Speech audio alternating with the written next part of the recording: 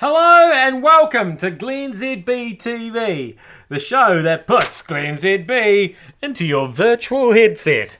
That's right, I'm bringing New Zealand to the world and the world to New Zealand.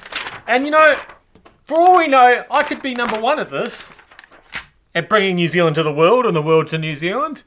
Because it turns out that even though the news last week was that Lydia Ko would lose her number one spot in the women's golf rankings over the weekend due to some technical glitch, that was never going to happen. And she's fine after all. So she's still number one.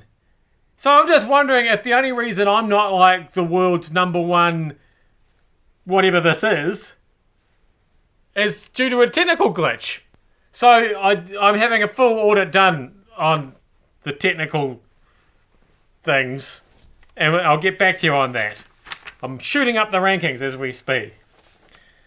I think Team New Zealand are onto a good strategy.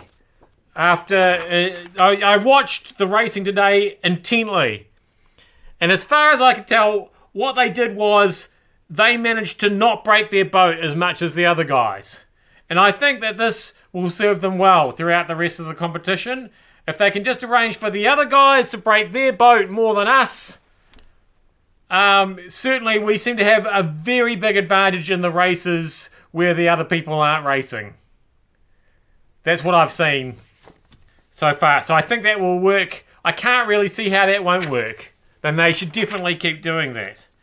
Now, and after paying close attention to the first game of the Lions tour, I think what they've done there is probably a good strategy. They sort of just didn't really play, and that's frustrating for the opposition, I think. They obviously they played enough to get some points, not many points, but just enough. I mean, it's a long tour. We don't want to get them tired and shagged out before the end of it. So I think, yes, if you can win without really playing, that's a successful strategy, isn't it? I think the Chiefs tried that this season, and they just didn't play a little bit too much and ended up doing things like drawing with the Blues, which is unforgivable. So it's a fine line, I think. I'm a fan of not playing, but you do actually have to play enough to actually have more points than the other team. It's tricky. It's tricky business, professional sport, in my experience. Finally, Ms. Huckabee Sanders.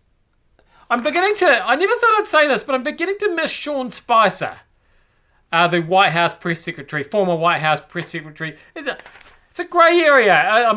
From what I've read, he sort of is still, but isn't doing it as much as he was doing it, and now Sarah Huckabee Sanders is doing more of it.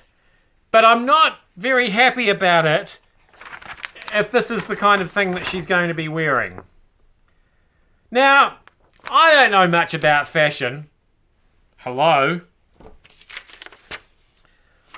But what the hell is going on there?